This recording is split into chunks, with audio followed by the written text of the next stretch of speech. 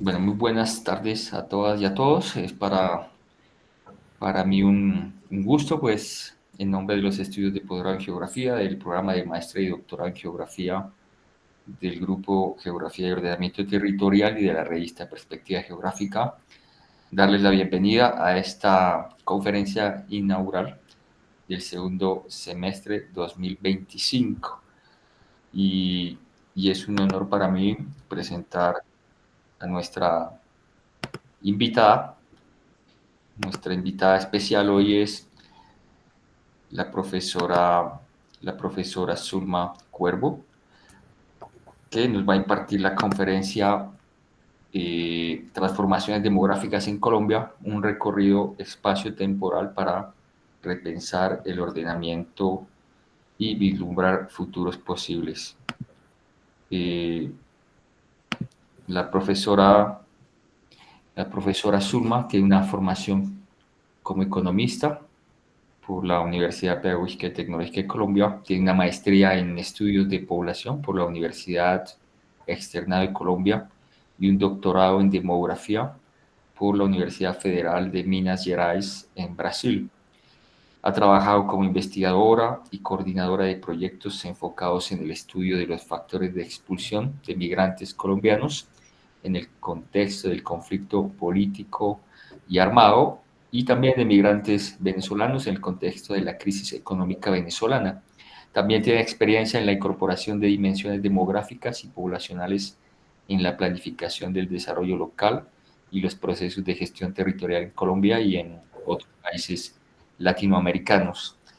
Es docente tanto para el programa de economía de la Universidad Pedagógica y Tecnológica de Colombia como para nuestros programas tanto de maestría como de doctorado del convenio UPTC-IGAC, programas de maestría y doctorado en geografía.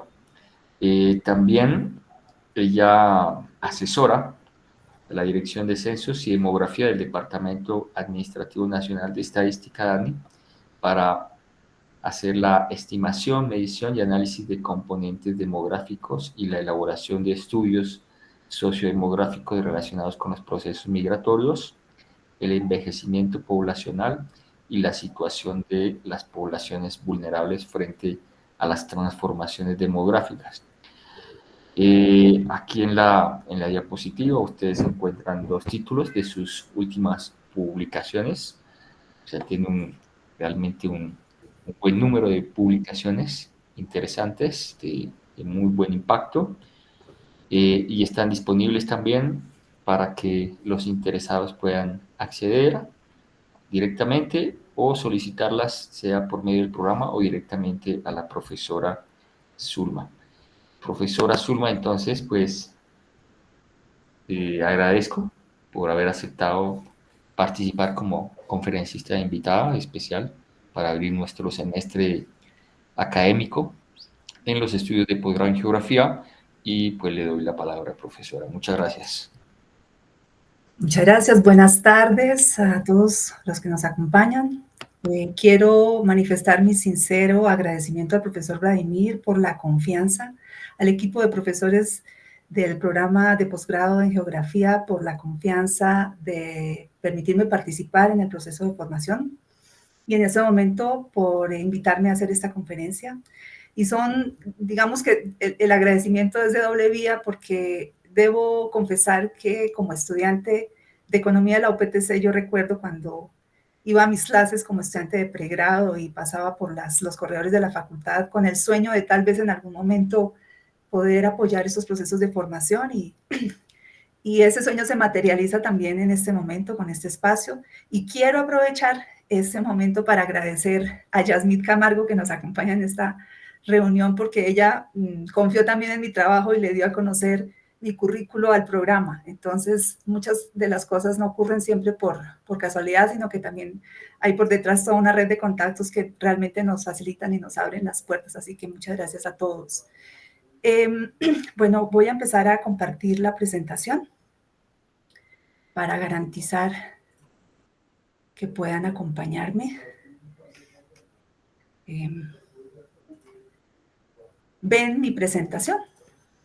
Ya la estamos viendo, sí. Perfecto.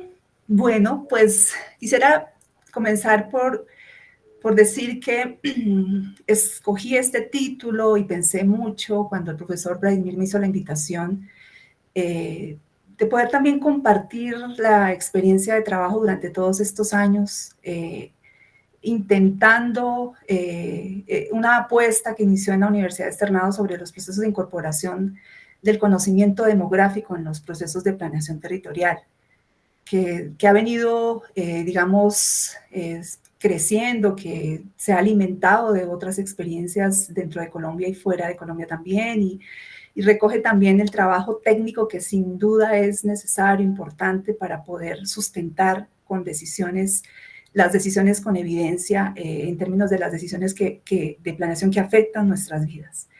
Y decir que las transformaciones demográficas no son meras expresiones estadísticas, sino que ellas en realidad revelan las profundas transformaciones que pueden experimentar nuestras sociedades, ¿sí? Que están, que pueden afectarnos también en lo cotidiano, que afectan los territorios, que afectan las estructuras institucionales y que es casi que hoy en día no una opción, sino una obligación de reconocer esas dinámicas demográficas. Y va a decir que Colombia atraviesa por una compleja situación demográfica que configura procesos de expulsión territorial en áreas marginadas que generan despoblamiento y por otro lado grandes dinámicas de concentración de la población en zonas urbanas que generan otro tipo de demandas en términos de equipamiento y diferentes servicios sociales. Entonces, en este complejo proceso debemos considerar la transición demográfica que experimentamos también como sociedad. Y en ese sentido, comentarles cuál es el objetivo de esta presentación: ofrecer una visión integrada de las transformaciones demográficas que configuran el territorio colombiano, considerando cómo el crecimiento poblacional, el descenso de la fecundidad, la mortalidad y particularmente la migración como fuerzas que reorganizan los espacios y desafían la planificación territorial. Explorar los aportes también desde esta dimensión demográfica y poblacional para la planificación y el ordenamiento territorial, destacando su potencial para anticipar escenarios, informar políticas y abordar desigualdades socioespaciales. ¿Por qué repensar el ordenamiento territorial? Como les decía, porque es necesario vislumbrar la complejidad en términos de los cambios que tenemos como población, pero también de las conexiones y de las interacciones con otras dimensiones, como la dimensión económica, social, ambiental.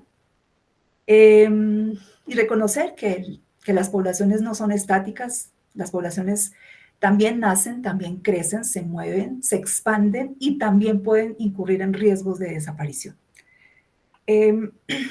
Un primer punto que creo que es fundamental considerar es el marco de la transición demográfica. Todas las sociedades, digamos, atraviesan esa transición. ¿En qué consiste? Durante cientos de años, las poblaciones experimentaron altas tasas de natalidad y altas tasas de mortalidad. ¿Por qué? Porque los riesgos de morir eran inminentes: aguas contaminadas, mala nutrición, dificultad de acceso a nutrientes, en fin, un sinnúmero de variables que ponían en riesgo que pusieron en riesgo a la población durante miles de años en realidad. Y en realidad es muy reciente, si consideramos toda la historia de la humanidad, son muy recientes el periodo en que surgieron aquellos cambios que fueron determinantes en que las poblaciones comenzaran a crecer, en que las poblaciones comenzaran a durar en realidad, ¿sí? Un momento histórico que estamos hablando final del siglo XIX, cuando acceso a medicamentos, a medicina, a vacunas, por ejemplo, a accesos a territorios, mejor comida, nuevas relaciones, que significaron que de repente las tasas de mortalidad, el régimen de mortalidad empezara a disminuir aceleradamente y que los patrones de fecundidad pautados por cuestiones culturales, políticas, económicas se mantuvieran. Y ese momento es muy importante porque frente a una caída acelerada de la mortalidad y unas tasas de fecundidad alta, es cuando se dan los grandes momentos de expansión de la población en el mundo y que se reflejan en este esquema, ¿sí? De manera tan acelerada en Occidente y que hoy nosotros experimentamos. Países de Europa durante aproximadamente 200 años atravesaron lo que es la experiencia de la transición demográfica y un país como Colombia en apenas 50 años experimenta de manera acelerada todo un proceso de caída de la mortalidad, de la fecundidad. Colombia puede decirse que está en este momento en una fase casi que final de la transición demográfica. ¿Y eso qué significa? Que ese proceso de expansión demográfica en Colombia se dio de manera muy acelerada durante la década de los 50, 60, en pleno proceso de industrialización. Es decir, nuestras poblaciones esencialmente rurales crecieron a ritmos pausados y es en el momento de las presiones demográficas en las zonas rurales que empujan a las poblaciones a emigrar hacia las nacientes ciudades en las regiones andinas, principalmente en Colombia, y se da la gran expansión demográfica. Colombia deja de ser rápidamente un país eminentemente rural y se convierte en un país eminentemente urbano.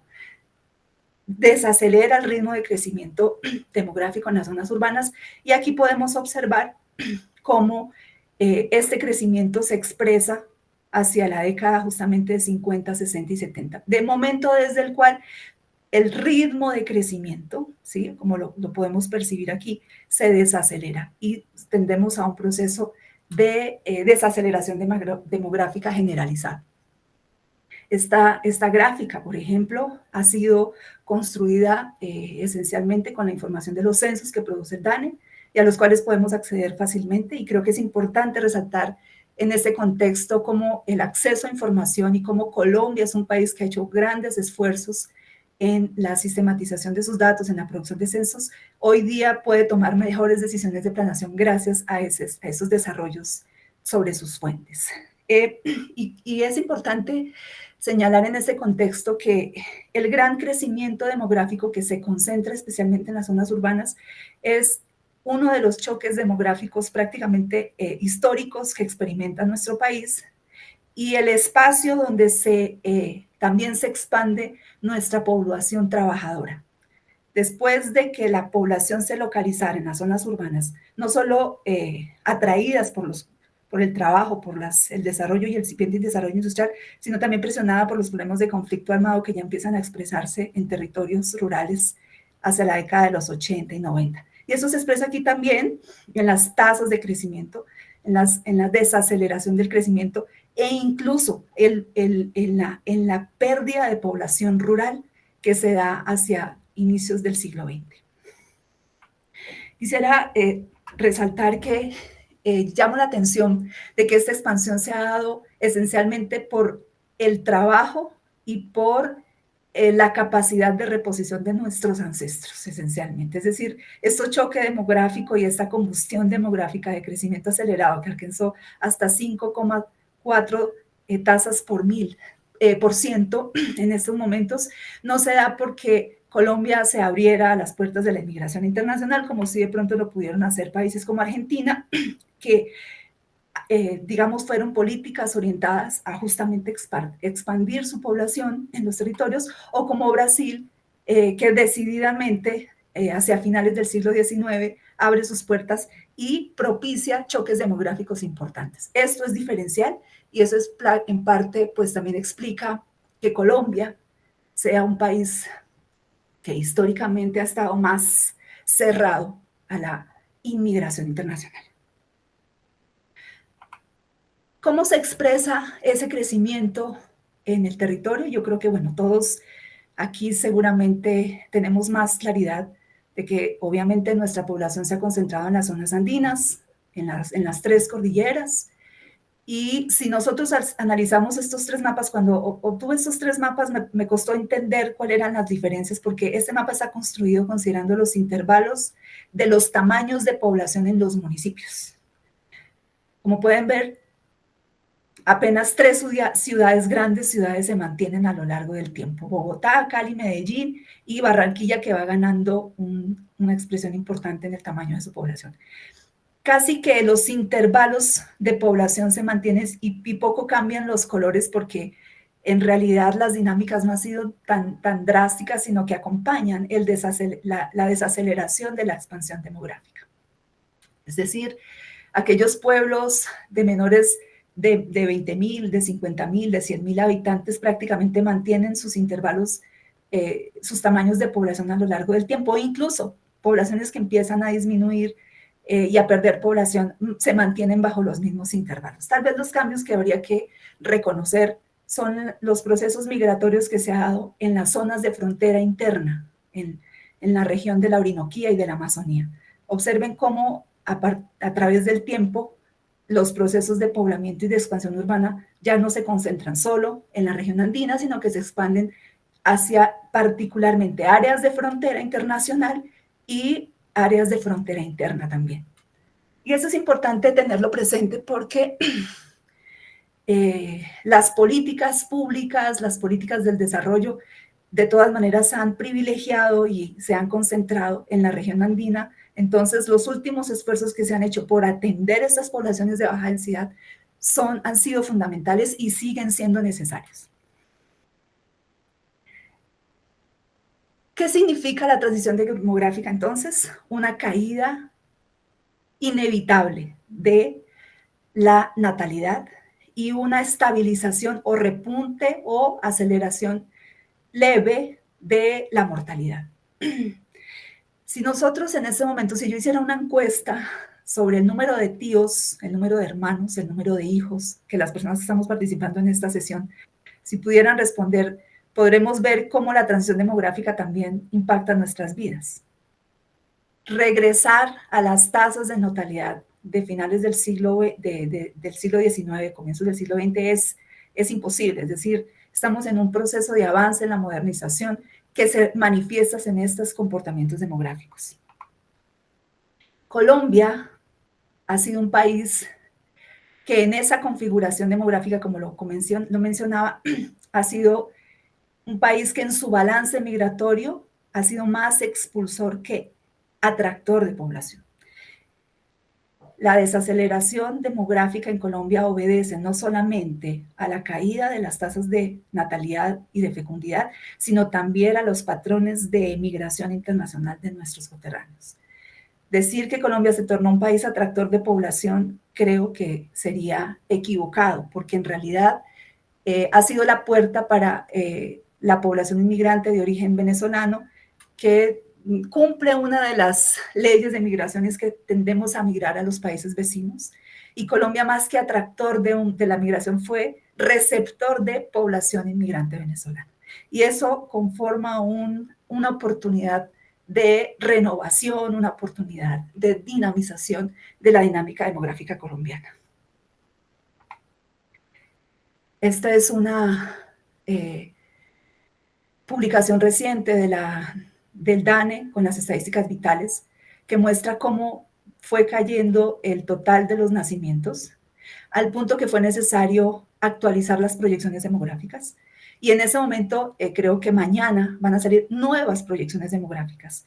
Primero se pensó que el impacto, un shock demográfico con la mortalidad que fue el COVID, había desacelerado, había acentuado las tasas de mortalidad, pero se iban a revertir. Resulta que lo que está sucediendo es que lo que hizo el COVID-19 fue acentuar tendencias que venían y que se expresan constantes. Es decir, ya no se notan procesos de reversión de pronto, de que aumenten nuevamente las tasas de fecundidad. Entonces el DANE tomó la decisión, por ejemplo, de actualizar nuevamente sus proyecciones demográficas. Y quisiera también recurrir a las fuentes de datos un poco para tener varias aproximaciones a lo que significa esa caída de la fecundidad. Esta, por ejemplo, es una gráfica que muestra las estimaciones de la fecundidad que diferentes instituciones, demógrafos, estadísticos, de Profamilia, o utilizando diferentes fuentes, a lo largo del tiempo fue revelando cómo se iba comportando la fecundidad de Colombia. Es decir, este no es el resultado de una estimación. Este gráfico muestra el resultado de las estimaciones acumuladas desde la década de los 50 y que hoy lo que nos muestran de manera contundente es que Colombia es un país en el que ha disminuido su fecundidad. ¿Por cuáles razones? Diferentes razones que nos tomarían otra conferencia solo para abordarlos, pero quisiera poner en contexto que en el contexto latinoamericano, Colombia no solo fue uno de los países para los cuales también cayó la fecundidad, sino que lo hizo de manera muy acelerada. Fíjense que Colombia atraviesa esta línea roja, que es una línea establecida de manera teórica que se llama la capacidad de reemplazo o el nivel de reposición. Se calcula considerando el comportamiento de la mortalidad, se calcula considerando que todas las personas o todas las mujeres no tienen hijos y que es necesario establecer un límite en el cual la población se recuperaría de manera natural. Nuestro cálculo para Colombia y para los países de América Latina estaría entre 2 y 2,1.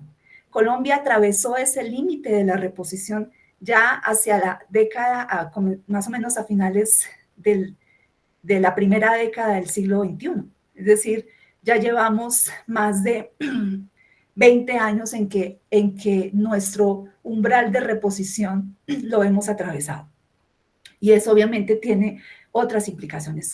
Una de las implicaciones inevitablemente es el envejecimiento demográfico. Esta gráfica lo que muestra es que esa transición y esa caída de la fecundidad no se da para un grupo de mujeres en particular, sino que se da para todos los grupos etarios. Es decir, todas las mujeres a todas las edades han disminuido progresivamente la decisión, han considerado disminuir progresivamente el número promedio de hijos.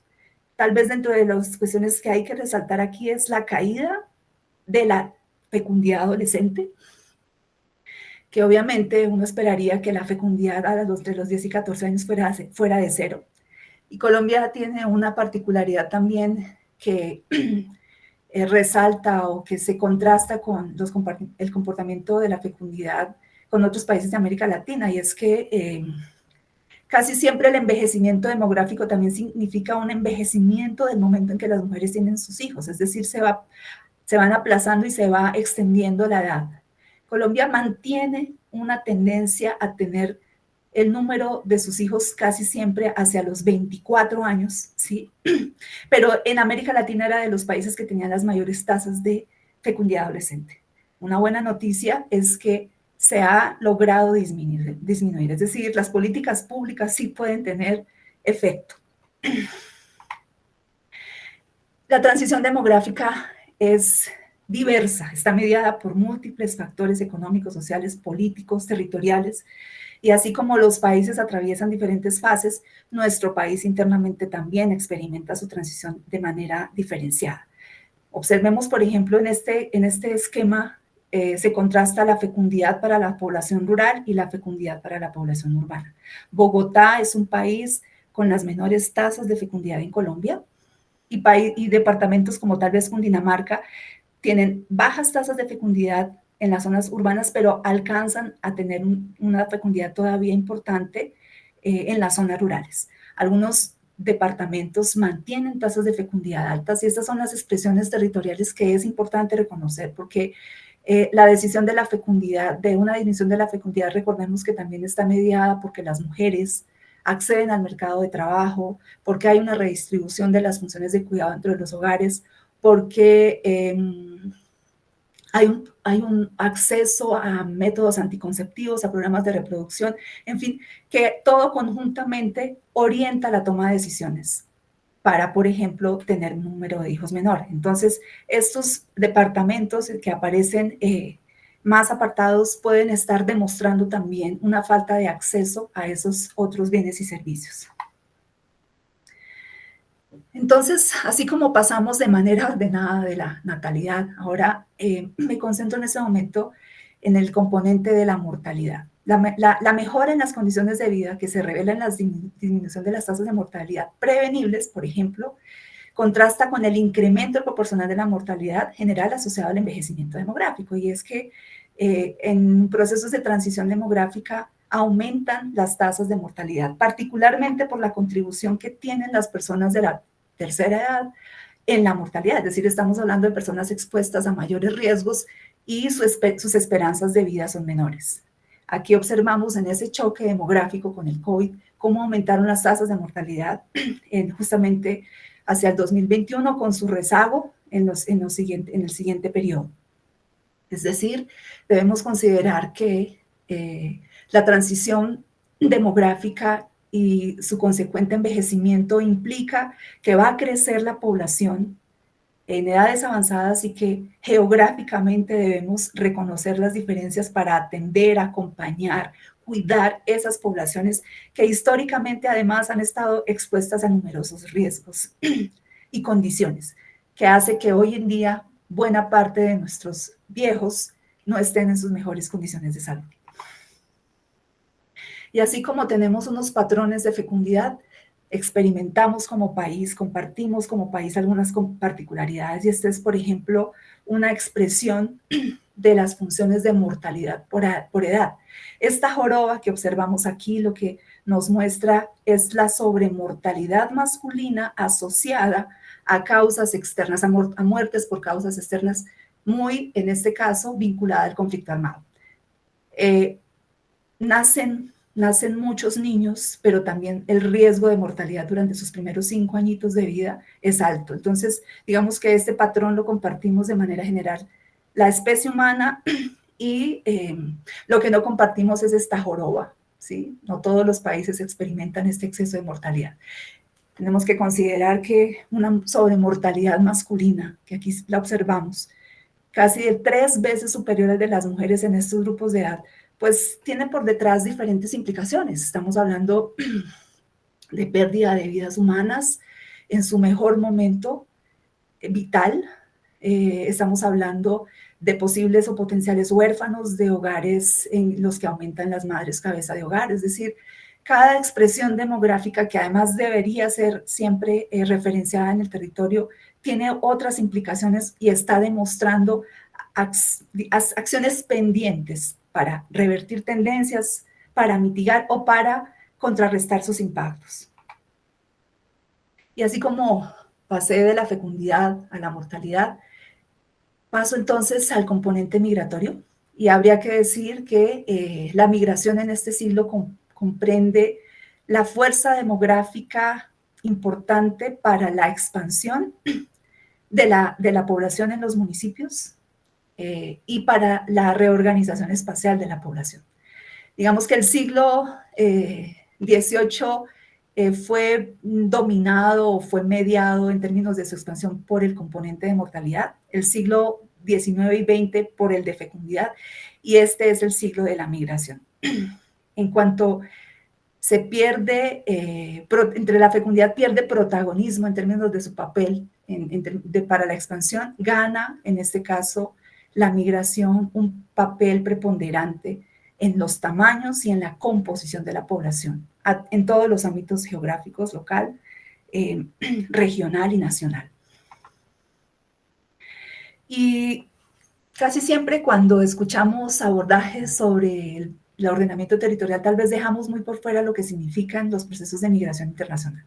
Según Naciones Unidas, cuando hace sus estimaciones y las estimaciones más recientes con los stocks de población, podemos encontrar que Colombia fue el destino de aproximadamente 3.063.000 personas y el origen de 3.652.000. Es decir, en el balance migratorio que podemos obtener con las estadísticas vitales, también encontramos un balance de pérdida de población por expulsión.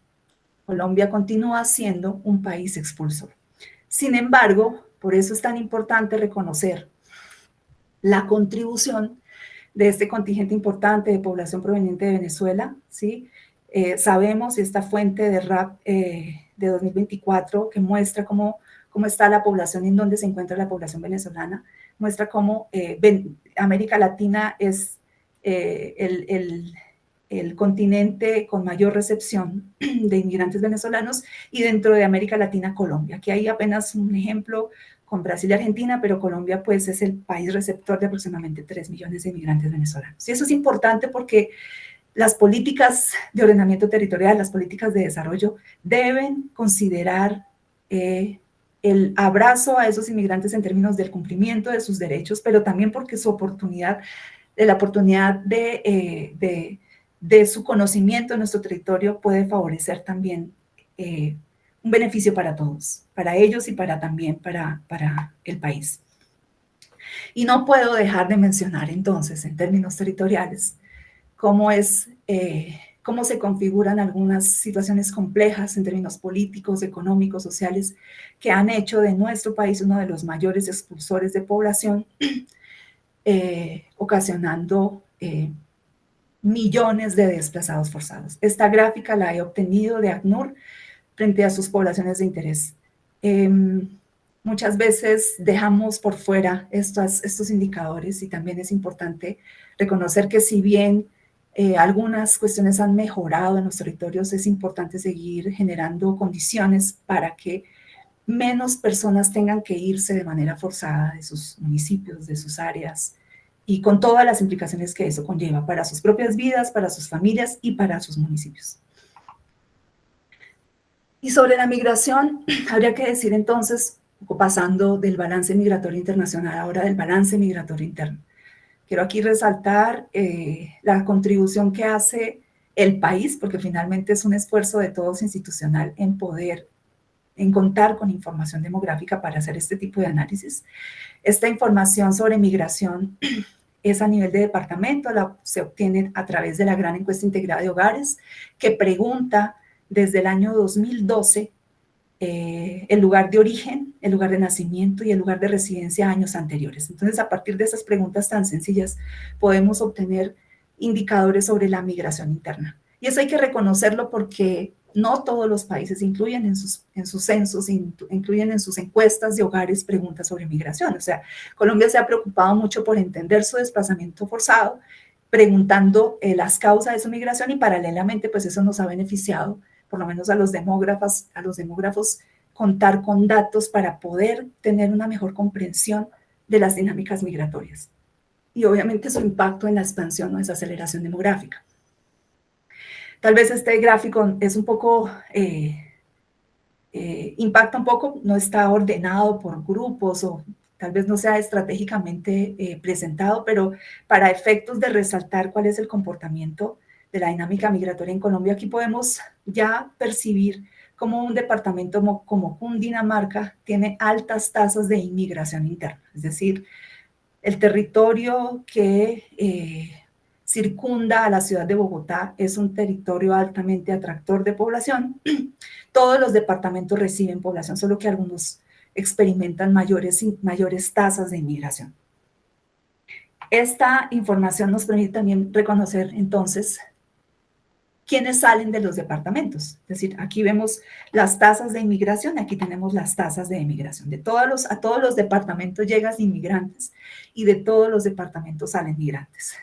Sin embargo, cuando hacemos el balance entre entradas y salidas, tenemos las tasas líquidas de migración. Es un indicador relativamente sencillo de calcular, pero que ya nos dice mucho sobre los balances, sobre los intercambios de población en el territorio.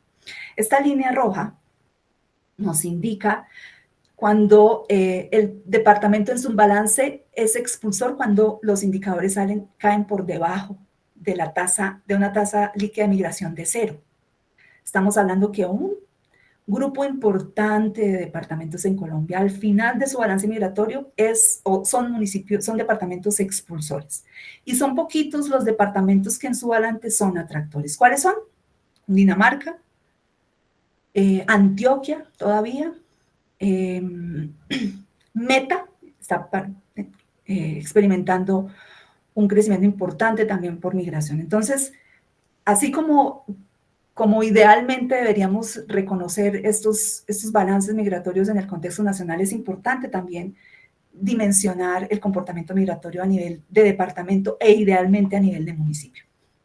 Estos mapas expresan un nivel más desagregado que ya no se sustenta con una encuesta por muestreo como la gran encuesta integrada de hogares, que tiene representatividad a nivel de región o a nivel de departamento. Estos tres mapas son posibles únicamente y gracias a la realización de los censos en Colombia. Este corresponde al censo de 1993, 2005 y el último censo, 2018, que nos permite obtener tasas de migración a nivel local. Tal vez ustedes desde como geógrafos ya me hubieran llamado la atención porque estos mapas no están idealmente elaborados, pero voy a tratar de aprovechar lo que pude lograr con la obtención de estos mapas. En color azul y en color amarillo muestra los municipios que en su balance son expulsores, ¿sí? Claro, lo ideal tal vez era que este expulsor a un nivel más bajo también hubiese quedado de un color azul. No fue así, pero bueno, para tener precaución a la hora de interpretar los indicadores. Bogotá, por ejemplo, estaba en un nivel, en el año 93, en un nivel muy próximo de la expulsión, pero por departamentos como Boyacá, algunas regiones de Cundinamarca, el nordeste antioqueño, zonas de los departamentos del norte de Santander, en fin, digamos, diferentes regiones fueron expulsoras en el 93, en algunas se mantiene la expulsión, por ejemplo, en el departamento de Boyacá, algunas áreas de baja densidad hacia la región amazónica, y en el 2018 que encontramos, claramente Bogotá se torna un municipio, ¿sí? Se torna un municipio expulsor. Algunas regiones empiezan a tener una configuración diferente a lo largo del tiempo, pero yo creo que aquí hay que llamar la atención sobre estos colores marrón y los puntos rojizos que nos muestran cómo áreas de frontera interna continúan atrayendo población por vía migración, ¿sí? Como las áreas contiguas a las grandes ciudades como Bogotá, Medellín, Cali y áreas de frontera internacional son zonas en donde su balance migratorio es atractor. Y eso es importante, obtener un balance de este tipo es muy costoso. Recordemos lo caro que es realizar un censo y tal vez es la única fuente que nos da la posibilidad de reconocer estas dinámicas a nivel tan desagregado como los municipios.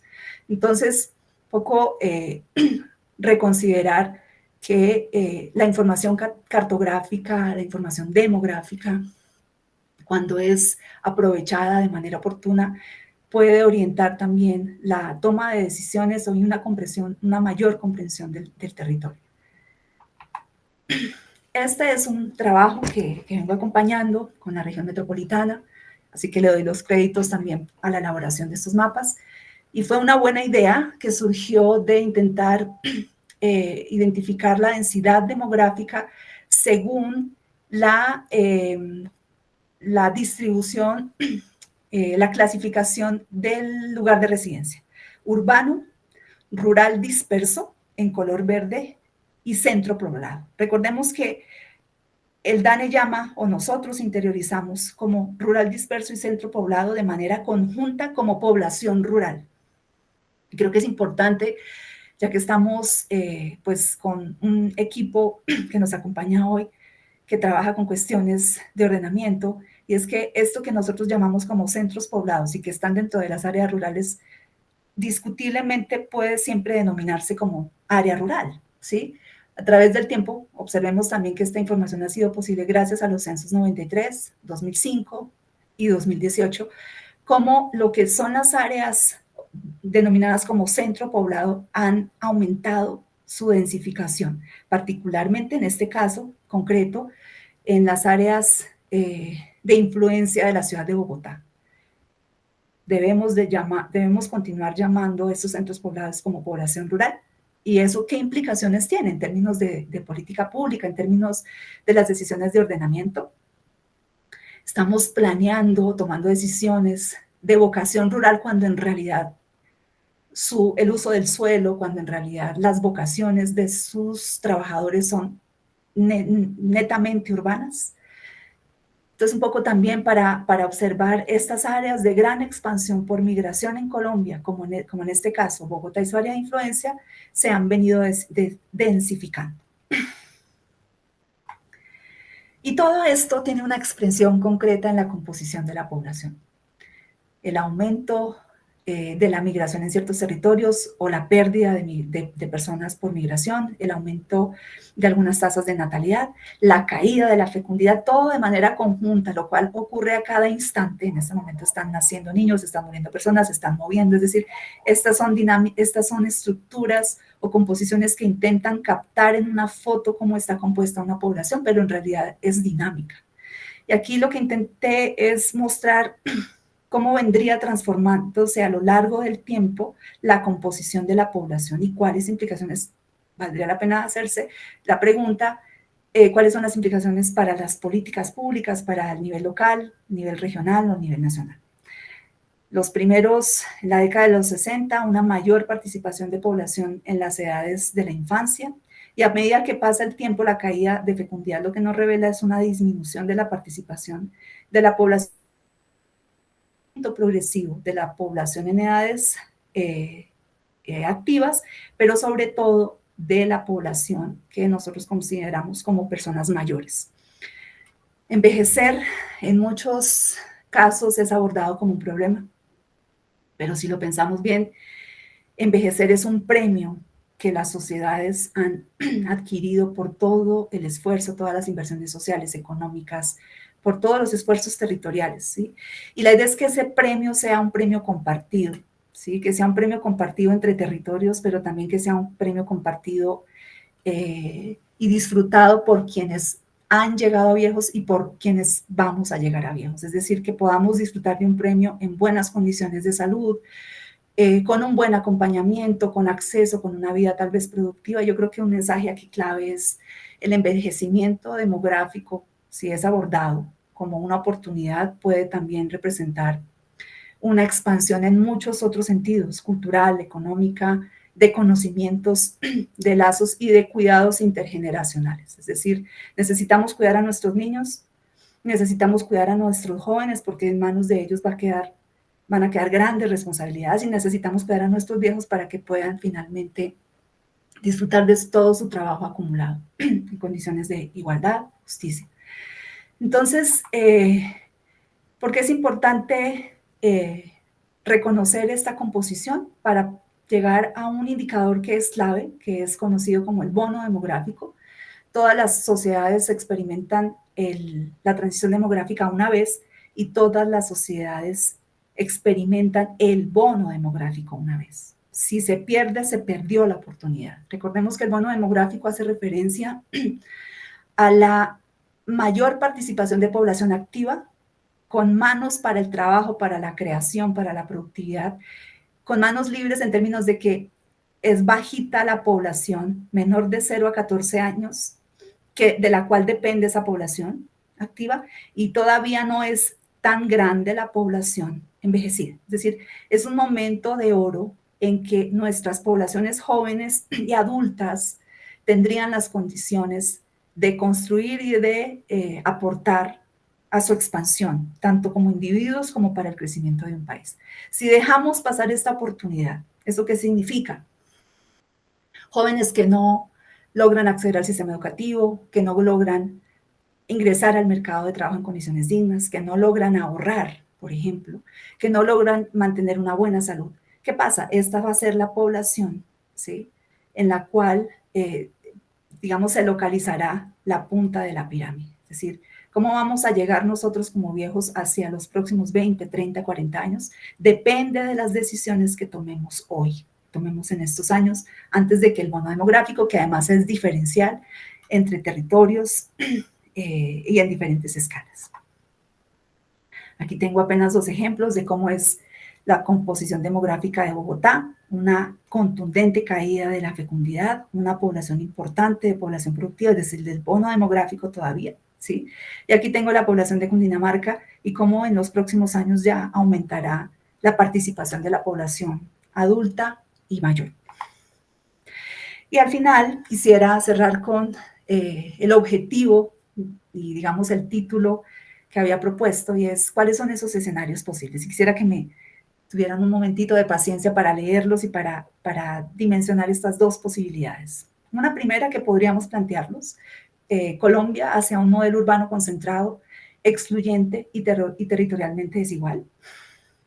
Si las tendencias actuales se mantienen sin una intervención coordinada y decidida, Colombia podría consolidarse como un país profundamente desequilibrado en términos territoriales. Las grandes ciudades y sus áreas de influencia seguirán concentrando población, inversión y servicios, generando una presión insostenible sobre sus infraestructuras, sus sistemas de transporte, su vivienda y sus condiciones de salud. En contraste, vastos territorios rurales e intermedios continuarán perdiendo población, capacidades productivas y representación política, por ejemplo. Este modelo de desarrollo urbano centrado y fragmentado podría derivar en una mayor polarización social y espacial, centros urbanos con crecientes problemas de informalidad, segregación y contaminación frente a periferias despobladas, envejecidas y excluidas del circuito económico nacional. La migración interna se convertiría en una huida más que en una oportunidad, agudizando las brechas entre regiones y debilitando la cohesión social, la cohesión de los territorios del país. Este sería un escenario que de alguna forma ya experimentamos. Y tendríamos otra posibilidad, ¿por qué no? Territorios resilientes, envejecimiento activo y revalorización de lo local, un escenario alternativo y más esperanzador posible. Colombia reconoce a tiempo los retos asociados al envejecimiento poblacional, al vaciamiento rural y responde mediante políticas públicas centradas en el cuidado, la equidad territorial, la revitalización de las economías locales que son tan importantes y que solamente se logran cuando también rescatamos el conocimiento de nuestros ancestros y de las personas mayores. Este camino implicaría fortalecer redes de cuidado en municipios con alta dependencia demográfica, tanto de niños como de viejitos, promover la economía plateada como motor de empleo local, darle un nombre, y generar condiciones para que las personas mayores puedan envejecer con dignidad y protagonismo en sus comunidades. Simultáneamente, la mejora de la conectividad, el acceso a servicios, el fomento de actividades sostenibles en territorios rurales permitiría atraer población joven, reequilibrar esas pirámides etarias, diversificar oportunidades. Este escenario no implica revertir completamente la concentración urbana, pero sí, digamos, imaginar un nuevo escenario interconectado y más equilibrado. Entonces, eso era lo que quería presentarles. Hay una conclusión general, pero yo creo que el punto clave aquí es también que Colombia ha ganado ese premio del envejecimiento, que Colombia cuenta con profesionales, con programas de formación que se interesan por estas cuestiones, que hay un potencial importante de formación, de inversión en estos procesos formativos finalmente para que se tomen mejores decisiones de planeación para el territorio. Muchas gracias y dejo por aquí la presentación para no excederme también del tiempo y para poder escuchar sus preguntas o sus comentarios. Bueno, profesora Zulma, muchas gracias por tan interesante conferencia. Esas relaciones que establece, por ejemplo, en la parte inicial, a mí por lo menos me gustaron y me interesaron mucho establecer esa, como mirar que incluso en la fecundidad se puede hablar de segregación, ¿no? De desigualdad, etcétera. Ubicar una población que sigue todavía siendo tan fecunda como la del norte del país, pero en las condiciones de una desigualdad eh, alta, como la de la Guajira, la Guainía, en el Amazonas también.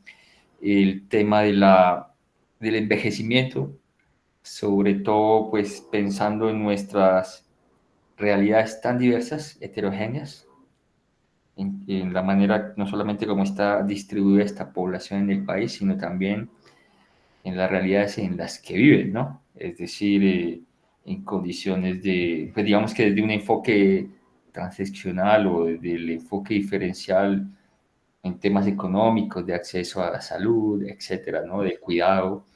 Y sobre todo, y también algo tan importante como la exposición, si me lo permite, en temas del cambio climático y del riesgo como tal, ¿sí? Que es una población incluyendo, yo creo que mucho más la urbana que la rural, es mucho más vulnerable, ¿no? Entonces, eso me parece súper interesante.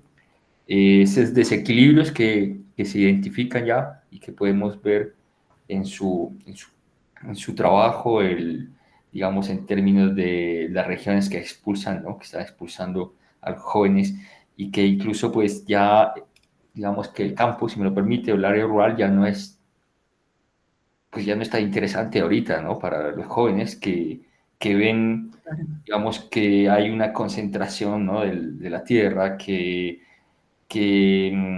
digamos que hay una falta de interés también, ¿no? O sea, no hay un volcamiento real todavía, ¿no? En términos de generar desarrollos, pero más allá de pensarlos como espacios para generar capital, ¿no? de acuerdo. Más allá de eso, digamos, ¿no? Realmente no se ven otras oportunidades. Y por supuesto, yo tenía dos preguntitas antes de darle la palabra a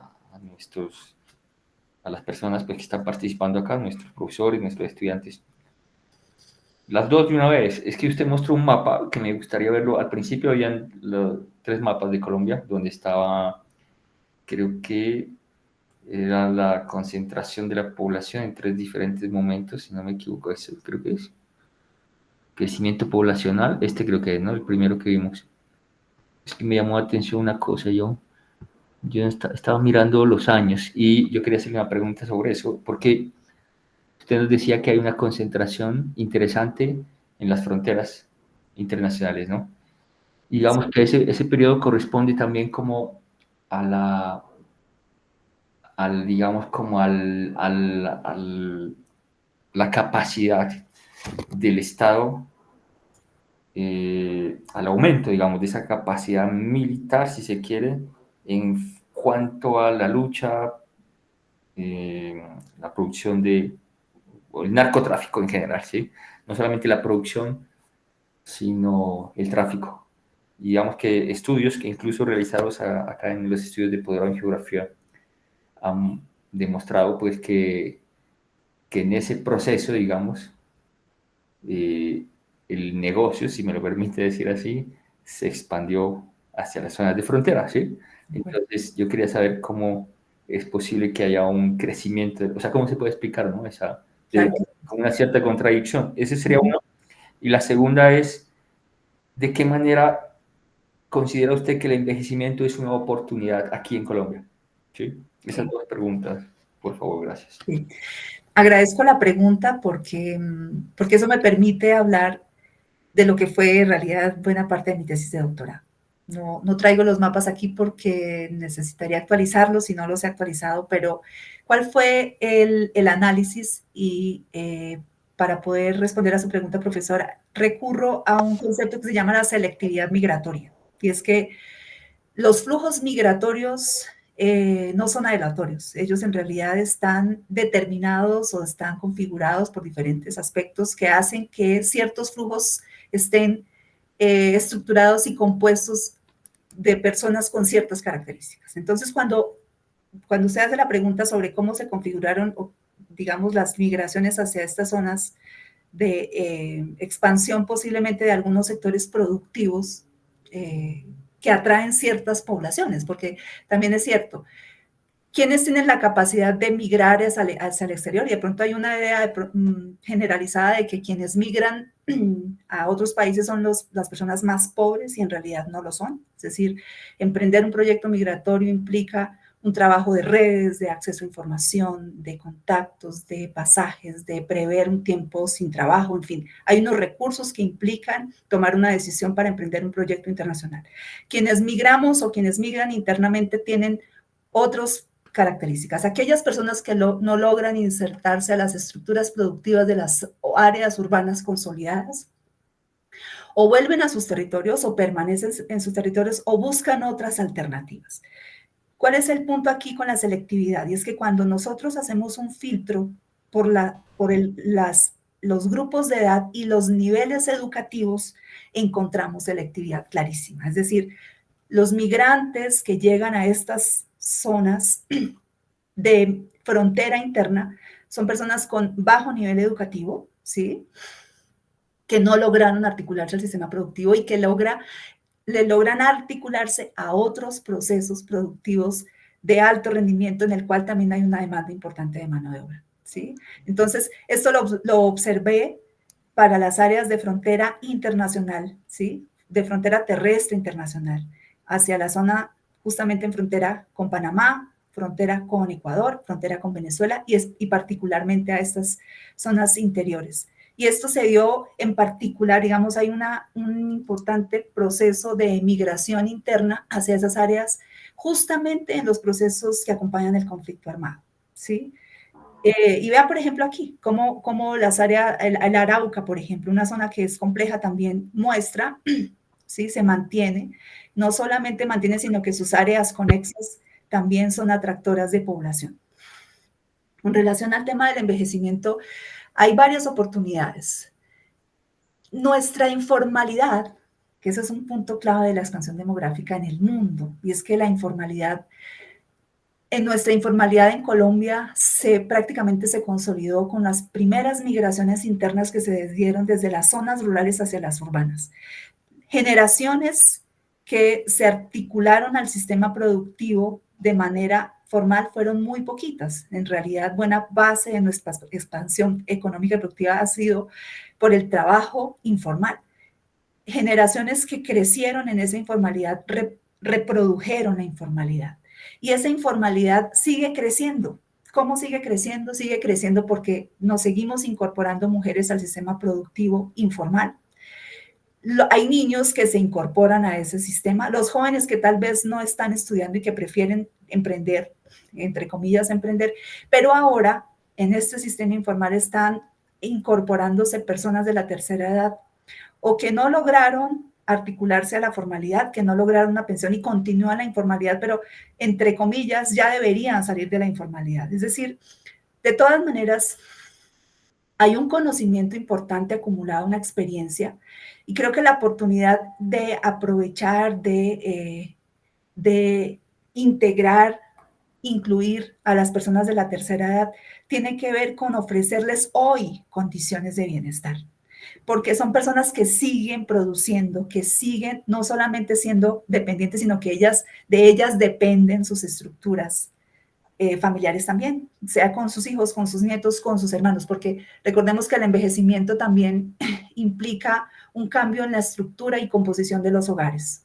Hogares cada vez menores, pero también hogares integrados por personas en la tercera edad. Entonces allí hay un trabajo importante que el país, que la sociedad, desde las políticas públicas debe hacer, y es ofrecer condiciones de cuidado urgentes a esas personas de la tercera edad, porque son personas que además ya demuestran también las estadísticas sobre bienestar.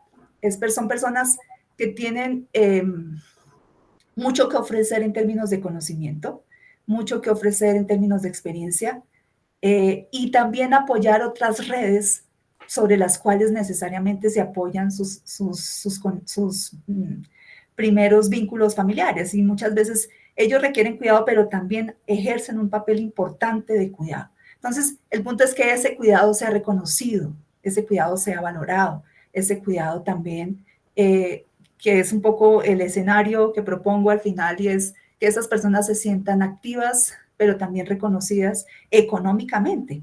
Entonces, claro, hay una oportunidad, pero también es necesario que esa oportunidad se genere ofreciéndole las condiciones para, si no subsanar, por lo menos aliviar a quienes, por ejemplo, llegaron a la vejez sin una pensión. Entonces, todos los esfuerzos que sean necesarios para garantizar que esas personas tengan una vejez digna, ya también tendrían una reciprocidad como aprovechamiento para la sociedad. No sé si respondí sus preguntas, profesor. Muy bien, profe. Sí, muchas gracias. Vamos a darle entonces vamos a abrir el micrófono pues para las preguntas, quien desee intervenir. Voy a dejar de presentar un poco para poder de pronto compartir. Espero que les haya suscitado alguna inquietud para que puedan de pronto socializar, si no es por pregunta, pero que puedan compartir alguna inquietud, alguna experiencia también. Sobre todo porque, digamos, por el tema de estar en Boyacá, ¿no? Que como bien lo decía la profe, pues es uno de los departamentos que más está expulsando población y envejeciéndose, ¿no? Sí. Gracias, sí, qué pena. Buenas tardes, Buenas profe. tardes. Muchas gracias por esta presentación. A partir de lo que menciona, me surgió pues una duda y quisiera que nos explicara un poquito más. el tema de las fronteras internas, de cómo pues está tan influenciado pues, a las dinámicas de migración y de ocupación y de transformación que lo mencionaba. Gracias. Sí, tal vez sería útil presentarles el mapa voy a presentarles un mapa porque yo creo que eso les sería útil en este momento para responder esa inquietud, en el que se muestra justamente esa selectividad migratoria. Ya les abro aquí y les comparto un poco para ver si podemos ampliar la respuesta. Entonces, ya comparto pantalla nuevamente, un poco para ampliar la cuestión de las migraciones. Aquí lo tengo, menos mal que lo tenía. Entonces voy a compartir pantalla.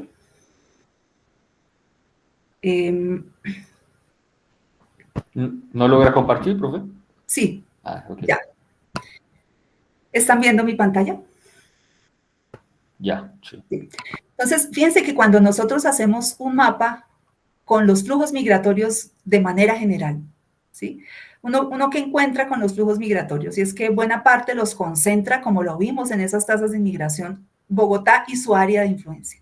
Vienen de todos los vecinos, pero por unas cuestiones también de regularidades que generalmente las migraciones se producen entre vecinos, entre municipios vecinos. En el caso de Colombia, Bogotá sigue siendo un lugar atractor de población. Esta es información con el censo del 2005. Cuando les digo no lo he actualizado es porque estoy en ese proceso justamente.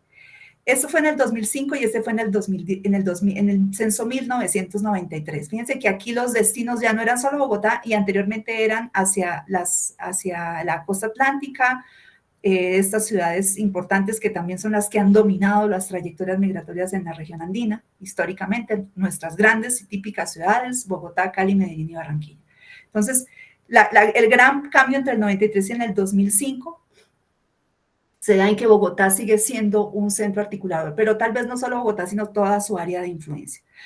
Sin embargo, si nosotros somos mucho más exigentes, digamos, con la información y hacemos un filtro por los grupos de edad, mire lo que encontramos tan interesante.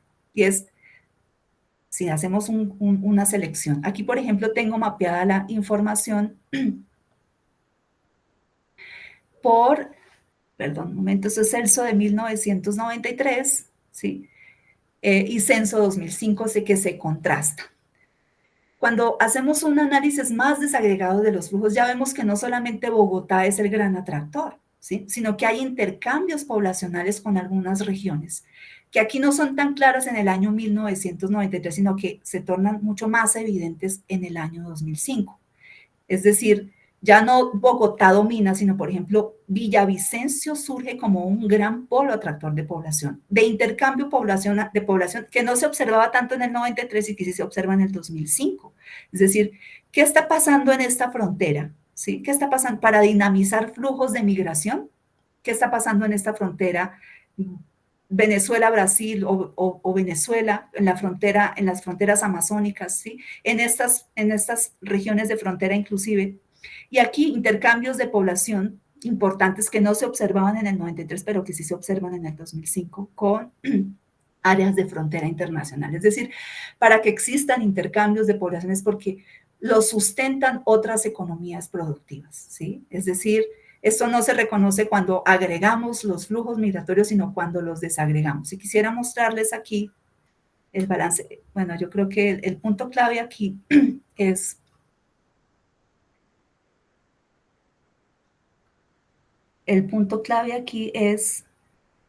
la desagregación para reconocer esos intercambios de población, pero también, perdón, si la encuentro el mapa, para reconocer los intercambios de población por nivel educativo, que ahora no lo encuentro. Pero quería mostrarles los flujos de migración por nivel educativo. Vamos a ver si están aquí. Permítame. Bueno, no los encuentro. Pero no sé si en parte respondo su pregunta. Y aquí están, ¿sí? Aquí tengo los flujos de población discriminados según nivel educativo bajo, medio y alto. ¿Sí? Aquí están los flujos de migración cuando el nivel educativo es bajo. La selectividad se confirma. Es decir, cuando discrimino los flujos migratorios según el nivel de educación de las personas que participan en esos flujos, es evidente que reconocer los intercambios, que no solamente se dan entre Bogotá y su área de influencia, o entre Cali o Medellín y su área de influencia, sino que estos intercambios se dan a zonas que tal vez no sean los destinos ideales de una persona que tal vez tiene un nivel educativo mayor. Y aquí está el gran contraste. Los niveles educativos, los flujos migratorios, cuando los desagregamos por niveles educativos superiores, observamos que en realidad predominan entre las grandes ciudades, ¿sí? Y en este caso, por ejemplo, entre Barranquilla y Bogotá, y las áreas históricamente, ¿sí? Es decir, es importante desagregar la información para reconocer esos otros intercambios. Y, por ejemplo, dimensionar otras economías que favorecen esos intercambios. No sé si ayudó para Jason, que hizo la pregunta. Sí, sí, señora, muchas gracias. Pues era eso, saber un poquito más cómo era el tema de las fronteras internas. Eh, pues porque allí proponía también algo muy interesante y era tal vez eso que se está viendo en el departamento, ¿no? De Boyacá y de otros, ¿no? Entonces, bueno, gracias. Gracias, profesora Nora. Muy buenas tardes, muchas gracias. No prendo mi cámara porque hoy tengo problemas con el internet. Pero bueno, pues muchas gracias por esta presentación, por este panorama que nos muestra cómo son de importantes estos datos demográficos, ¿no? Para pensar pues el país en sus diferentes, en lo económico, lo social, lo cultural, lo ambiental, en fin. Mi pregunta va enfocada hacia un hecho, digamos que en términos de características de la población, si se quiere, un hecho inédito como fue toda la llegada de la población venezolana a nuestro país, porque realmente nunca habíamos tenido una llegada masiva de pobladores. Y tú nos decías que aproximadamente llegaron 3 millones de personas. ¿Cómo ves tú cuál fue el aporte de toda esa población? Y si Colombia, porque en los mismos términos de que tú hablabas, podríamos decir que es como un regalo, o un bono, no sé. Y Colombia, ¿qué hizo o qué ha hecho al respecto? Porque pues todos sabemos que en un momento dado se recibió a la población venezolana de muy buena manera, pero luego fue cambiando esa visión y cualquier mal son los venezolanos, ¿no? Entonces, si realmente Colombia aprovechó esa oportunidad o todavía la puede aprovechar, ¿tú cómo ves ese tema? Bueno, profesora, muchas gracias. Muchas gracias por la pregunta, porque en realidad este también es un tema muy interesante y muy rico de discusión. Primero que todo, decir que obviamente Colombia, por su cercanía geográfica, fue un destino importante para la población que prácticamente vivía en condiciones muy desfavorables, ¿cierto? Es decir, pensemos por un momento una persona que no tiene cómo darle medicina a sus padres, que tiene sus hijos pequeños y que sus economías están completamente fragilizadas y que si no logró ahorrar, pues no va a tener condiciones de pronto en un momento inicial de comprar un pasaje para Estados Unidos, porque además sus redes personales posiblemente no se configuran para eso. Entonces, un destino práctico y una solución rápida es venir a Colombia. Lo puede hacer caminando, ¿sí? Dejando a sus seres queridos en principio y después mirando cómo resolver sus necesidades, mandando remesas, en fin. Entonces, buena parte de esa población migrante que llegó a Colombia, llegó en un momento en que Colombia siempre estaba pensando en las políticas para el éxodo. Pensemos por un momento. Colombia está pensando en su emigración internacional, en cómo de pronto cuidar tener algún lazo con aquellas personas que buscaron refugio, que se fueron por el conflicto armado, o aquellos migrantes, y generando algunas relaciones para recuperar ese éxodo. Pero no se imaginó que de repente esas políticas que estaban pensadas en la inmigración de colombianos tenían ahora que abrirse, pensemos para un Ministerio de Relaciones Exteriores, de repente políticas para acoger o un éxodo que venía de otro territorio. Entonces, las políticas inicialmente fueron reactivas. ¿Qué hacemos? Claro, y se fue construyendo en el camino. Es decir, no teníamos una experiencia como posiblemente la tiene Brasil o Argentina, que ha tenido contingentes de inmigración y en sus constituciones y en su legislación y su experiencia ha logrado recibir a lo largo de su historia grandes flujos migratorios. Entonces, inicialmente fueron políticas reactivas que se fueron transformando, pero hay una cuestión que es innegable, ¿sí? Y es que de todas maneras no se trata solamente de los inmigrantes nacidos en Venezuela, sino que estamos hablando de retorno de colombianos, estamos hablando de inmigrantes, de hijos de colombianos también, y queriendo o no, es una población próxima cultural, es una población próxima en genotipo, y eso favorece de alguna manera. ¿Qué pasa? Si nosotros históricamente estamos acostumbrados a mirarnos, ¿sí? Todo el tiempo y a no reconocernos en la diferencia, pues es inevitable que la xenofobia o que algunos brotes de discriminación se manifiesten. Entonces, ya quisiéramos que esas experiencias que muchos colombianos ya han tenido fuera de discriminación y de xenofobia no fuesen practicadas dentro de nuestro territorio, claro, ¿cierto? Entonces, digamos que las políticas no solamente fueron reactivas, sino también nosotros como receptores fuimos reactivos frente a la diferencia. Posiblemente eso ha venido cambiando. Hay experiencias negativas, pero también hay experiencias positivas de integración. Y habría que decir si se está aprovechando. Quienes mejor aprovechan ese bono demográfico son los empresarios. Eso no hay que, tal vez no lo reconocen, no salen las estadísticas, pero a un empresario posiblemente le interese contratar a migrantes con salarios bajísimos, ¿sí? Y que terminan llevando a una situación extrema de competencia entre los trabajadores informales colombianos y los trabajos informales venezolanos. Yo creo que hay que pensar que la informalidad, o sea, crecimos en un espacio y en una cultura de la informalidad.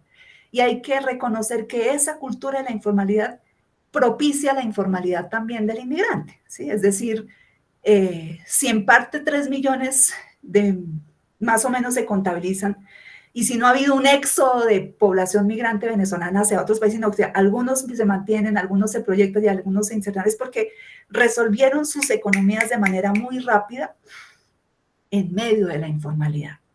Entonces, hay un desaprovechamiento frente a un capital importante, porque en promedio las personas inmigrantes venezolanas tienen mayores niveles educativos, por ejemplo, ¿sí? Entonces hay un desconocimiento y un desaprovechamiento generalizado en términos de política pública y de ofrecer mejores garantías, que también se da para la población económicamente activa colombiana. Es decir, el desaprovechamiento es generalizado, tanto para colombianos como para esa mano de obra diversa, interesante, que puede llegar con la inmigración internacional. Entonces, sí ha habido un crecimiento. Hay diferentes estudios que demuestran que la economía se ha recuperado en ciertos sectores, pero que no ha sido canalizado, organizado, estructurado para formalizar o para dar mejores condiciones. Sin embargo, Colombia ha sido un país, si nosotros revisamos las políticas de recepción, de acogimiento en el mundo, Colombia sobresale, y eso hay que reconocerlo también.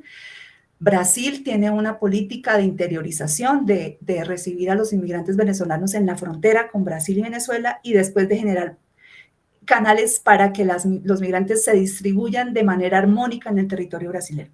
En Colombia es diferente. Las personas llegan espontáneamente, ubican sus contactos y se van distribuyendo. Entonces, la inmigración venezolana se ha concentrado esencialmente en las zonas urbanas, ¿sí? Sin embargo, que hay un trabajo importante por hacer y es reconocer el aporte que ha hecho la inmigración a sectores que Colombia ya está perdiendo por capacidad de trabajo productivo, es decir, mano de obra para la recolección de café, mano de obra en Aquitania para la producción de cebolla, mano de obra en Boyacá inclusive para la producción de papa, de tomate. Es decir, hay una población invisibilizada. ¿Por qué está invisibilizada?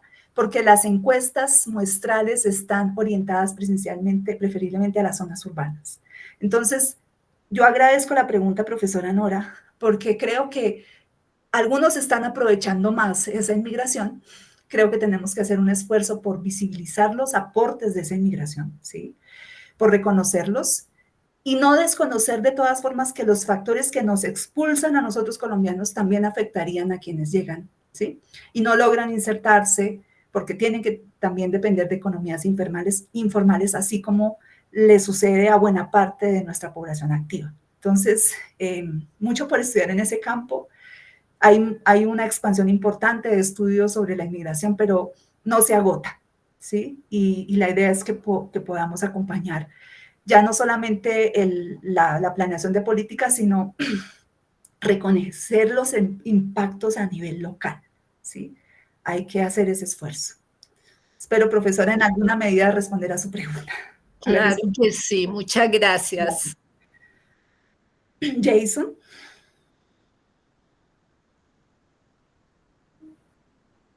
Sí, qué pena. Es que me surgió aquí otra pregunta y teniendo en cuenta como lo que hablamos ahí un poco desde la geografía, las nuevas ruralidades, pues cómo podría modificarse un poco lo que su merced nos comenta en el día de hoy. ¿Cómo entonces las nuevas ruralidades podrían un poco alterar esas dinámicas de reconfiguración del Estado y del territorio? Sí, sí. Observando algunas estadísticas recientes, el COVID propició un retorno, el COVID propició el trabajo en casa y un retorno asociado a ese trabajo en casa que está dinamizando economías locales que todavía falta reconocer, con información, con investigaciones recientes. Algunas economías pequeñas se están dinamizando porque paralelamente al envejecimiento poblacional, es posible, siempre que se den las condiciones en territorio, de que algunas personas que ya desarrollaron su vida productiva en las ciudades decidan retornar, pero ya no esporádicamente, sino como un proyecto generalizado, es decir, que se estén expandiendo las decisiones de retornar a sus lugares de origen. Y eso renueva las economías, porque se generan inversiones en vivienda, algunos economías o sectores productivos muy pequeños, de pronto algunos proyectos de desarrollo agrícola. Son todavía incipientes, pero yo creo que hay una oportunidad importante en las municipalidades para generar esas condiciones, para, así como México, como Colombia o como algunos países generan algunos proyectos para, por ejemplo, encauzar o aprovechar las remesas internacionales provenientes del exterior, programas con estas instituciones internacionales, que es lo que se llama la migración transnacional. Eso mismo podría generarse a nivel local, y es que en los municipios, las direcciones de planeación generen retorno, inversiones, actividades que dinamicen en alguna medida procesos, si bien no de una gran expansión de población hacia los territorios, por lo menos sí de economías que dinamicen algunos flujos de intercambio de información, de recursos, de actividades culturales, que pueden paulatinamente dar una mirada diferente, dar un aprovechamiento diferente a esas zonas o a esas nuevas ruralidades. No necesariamente enfocarlas al turismo, que tiene también sus otros riesgos, pero sí a un mayor intercambio entre quienes han emigrado, por ejemplo, y quienes pueden retornar directa o periódicamente en la vejez. Esa podría ser, digamos, asociando, vinculando el tema de la migración con el envejecimiento. Por ahora, esa podría ser una vía con las nuevas ruralidades. Muchas gracias, profe. Muchas gracias, Jason. No sé si alguien tenga más preguntas. Bueno, profe Zulma, yo tengo otras dos preguntas, si me lo permite. Digamos, en términos de desagregación de los datos con los que cuenta el DANE bueno, y otras instituciones, digamos, hasta que, en términos de escalas, pero territoriales, ¿no? Administrativas, hasta dónde se puede contar, digamos, con datos desagregados a nivel, por ejemplo, municipal, y si es posible ir más lejos, y cuáles son los departamentos con los que cuentan, o los que cuentan, o los que, perdón, los que tienen los mejores datos en términos de desagregación, que muestren, digamos, como esas desigualdades territoriales, ¿no? Esa es una pregunta. Y la otra, en esos mapas que nos mostraba al final, que son bastante interesantes, ¿no? Porque, digamos que como que muestran esos polos y esas dinámicas, ¿no? Flujos, esos intercambios, como que muy acorde a lo que va sucediendo en el país en términos de desarrollo incluso, o bueno, u otro tipo de fenómenos, por supuesto, pero que nos muestran esos municipios como esos polos desde donde se van a poder acceder a otros espacios, ¿no? Donde hay ciertos recursos que empiezan a ser atractivos en cierto momento, ¿no? De acuerdo a las condiciones. Y entonces yo quería saber si, o sea, ¿qué relación encuentra usted durante la elaboración de esos mapas en el tema, por ejemplo, de la firma del acuerdo de paz, ¿no? O sea, no el posconflicto, sino la firma del acuerdo de paz y lo que sucedió de ahí hacia adelante y sobre todo, si es posible, haciendo énfasis, por ejemplo, en el tema del turismo, que hoy es tan importante, ¿no? Para el país, en términos de poder acceder a zonas donde antes no era tan fácil hacerlo, sin dejar de lado que todavía son zonas de conflicto, ¿no? Sí. Gracias, profesor. Y fíjense que sus dos preguntas tienen relación, porque se trata también no solamente de que esos territorios generen condiciones, ¿cierto? Sino que desde aquí, cómo podemos estudiarlos para proponer también y para comprender mejor esas dinámicas que se han dado y cómo van cambiando también a través del tiempo. Con relación a los datos, el gran desafío es tener información desagregada a nivel local, a nivel de municipio. ¿Sí? Las principales encuestas muestrales, ellas tienen representatividad a nivel de departamento o para ciudades y áreas metropolitanas. Entonces, hay un esfuerzo que creo que está pendiente y es que esas encuestas sean mayor representación para las áreas rurales, por ejemplo. ¿Sí? La encuesta nacional de calidad de vida, que es una encuesta importante que se viene haciendo ya hace más de 20 años y que tiene representatividad para todos los territorios, es una buena fuente, pero siempre es importante ampliar la muestra para poder llegar a análisis tan finos, por ejemplo, como por ejemplo este de la migración. ¿Cuáles fuentes nos permitirían lograr visibilizar esas desigualdades territoriales a nivel local? Inevitablemente los censos, o sea, es la fuente maestra. Y maestra literalmente, porque es el marco de donde se define la cartografía, por ejemplo, y donde es el punto de partida para las proyecciones a nivel de municipio. Pero contamos también con las estadísticas vitales, es decir, los censos y los registros administrativos. Colombia está haciendo un trabajo importante, no solo con el DANE, sino con el Ministerio, con MINTIC, que es quien regula el acceso a los datos abiertos. Y la idea es que nosotros como ciudadanos podemos acceder a información institucional, pero que necesariamente tiene que ser revisada, validada, anonimizada para la cuestión de la reserva estadística. Entonces, ese es un trabajo que está en construcción. Es decir, en ese momento acceder a registros administrativos no es tan sencillo porque podemos tener información que no está limpia o que solamente las instituciones tienen que hacer un trabajo allí, unos esfuerzos de inversión también en técnicos que puedan organizar información para que sea pública, para que sea, ¿sí? Y hay un trabajo por detrás que es muy desconocido y es que las instituciones se pongan de acuerdo. No es algo tan sencillo. Hay mediaciones políticas, hay celos con los datos, hay miedo de que se reconozcan sus datos o los problemas que pueden tener las fuentes. Entonces es un trabajo que se está haciendo y que posiblemente en el mediano plazo se resuelva en alguna medida, porque hay presión internacional. Por ejemplo, Naciones Unidas está siempre presionando sobre las pautas de recolección y sobre las pautas de interoperabilidad, por ejemplo.